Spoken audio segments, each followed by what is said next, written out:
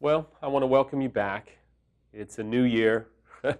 If you're anything like me, you're hopefully saying, thank God that year is over. Samantha and I are thrilled for a new year. There's going to be some new challenges, I'm quite sure, but I'm just glad that year is over. If you're on this video blog, I'm quite positive last year had some pretty difficult times for you. It's my hope, it's my prayer that this next year is so much better for you, and that our video blog is somehow making life a little bit easier and giving you some perspective and some insight to help this year be better and be filled with some grace, some healing, and ultimately hope, along with some practical suggestions on how to get through this nightmare called infidelity. Today I want to talk about what I think was probably one of the main reasons that I had an affair. I think it's a central reason that so many men and women have affairs. As I have looked back upon the last 12, 13 years of my recovery, I can see how this issue created a hellacious amount of vulnerability. I don't blame this issue as, well, this is the reason I cheated, it's not really my fault. No, this is part of the reason that I cheated. At the end of the day, I cheated and I did what I did. But looking back, as we can understand why we have affairs, as we can understand why we cheat, it helps to prevent relapse. It helps to prevent healing. It helps to create the opportunity to build up walls and boundaries to protect ourselves from ever having to make these terrible mistakes again, as well as to create boundaries to help our spouse or our partner feel safe in recovery for the rest of our marriage, if in fact we're able to see our marriage restored. As I have been on this journey, I think if there's one issue that helped me completely destroy my life, it is the gaping hole of a lack of self-acceptance in my life. As I look back, I can see that in many ways, part of the reason I was an applause addict, I was an approval addict, that I felt like I had to have the admonition of all these people that were following me, being in the public eye. It was part of the struggle to want so many people to love me and affirm me and to always be about me, was this lack of self-acceptance. If we're struggling with self-acceptance, typically it's because of significant wounding, it's from childhood origin issues, it's from significant abandonment or rejection. And I had all those. I'll just be honest. If you were to name any of those, I had all of them in one way or another. And I'm convinced that I have had to walk through a dark tunnel of self-rejection and self-hatred. And this lack of self-acceptance is what creates the opportunity for us as the unfaithful spouse to make terrible mistakes to try and feel healthy and to try and feel whole.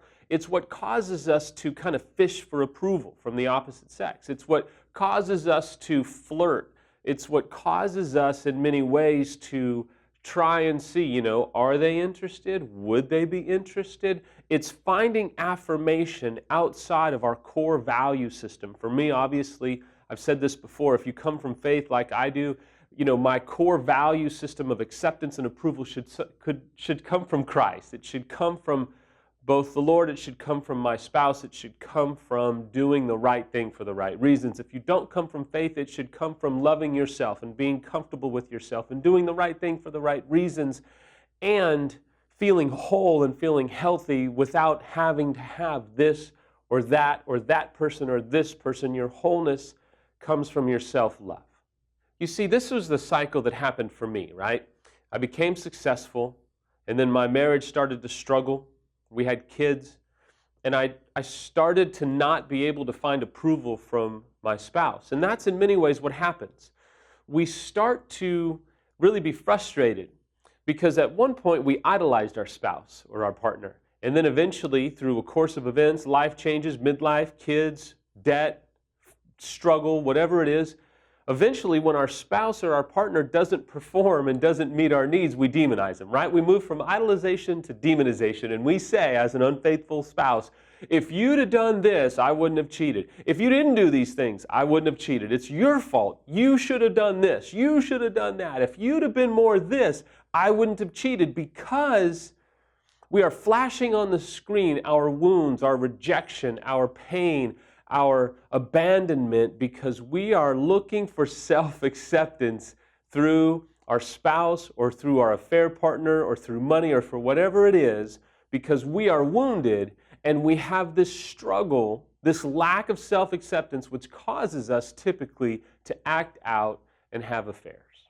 You see, if we don't do enough recovery work, what happens is we do a little bit of recovery work, we feel like we don't necessarily know all there is to know, but we know enough to know that we should never cheat again. But we don't address the wounding, we don't address the abandonment, we don't address the rejection or the self-rejection and the self-hatred. And so we do a little bit of recovery work, but not enough to get to the bottom line. And so we end up relapsing. And for some of us, we relapse time and time again, and it becomes a part of just who we are that we can't stop acting out, whether it's an addict or whether it's just being a dysfunctional individual that continues to cheat on their spouse. The reality is we have this gaping hole of self-rejection, and we do a little bit of recovery work that's like a Band-Aid, but we don't get to the issue. And that's why I say, man, you've got to understand why you had an affair. You've got to get to the bottom of it. You have to stay in recovery for a while, because if you don't do significant recovery work, it's going to happen again. The data is off the chart. It just supports that if you don't get the help that you need, you're going to do it again, because if you don't address the self-hatred and the self-rejection, I promise you, the eyes of an affair partner, the affection of an affair partner, the approval of an affair partner is too much to resist when you hate yourself. And please, if you're a betrayed spouse, I'm not asking you to feel sorry for us. I'm not at any level wanting you to feel sorry for us. I'm wanting to give you insight into why we do what we do. This isn't a ploy for you to go easy on us and feel sorry for us. This is just simply information as to why we typically act out and have affairs. So your response is, okay, well, what do we do? Well, I can't put all of this into one video blog, but today I want to give you just 3 key points that I think you have to do if you're an unfaithful spouse and you're wrestling with these issues like I have been. Number 1 is you have to understand, and this is a bit of a generalized statement, but I think there's a lot of truth in it. If you've had an affair or had affairs, chances are you're probably dealing with a very significant or even just a strong lack of self-acceptance. I mean, you don't just wake up and have an affair, right? Now, one-night stands are a little bit different, but I will tell you, if you've had an affair or if you've been acting out, it's pretty likely that you're dealing with a lack of self-acceptance.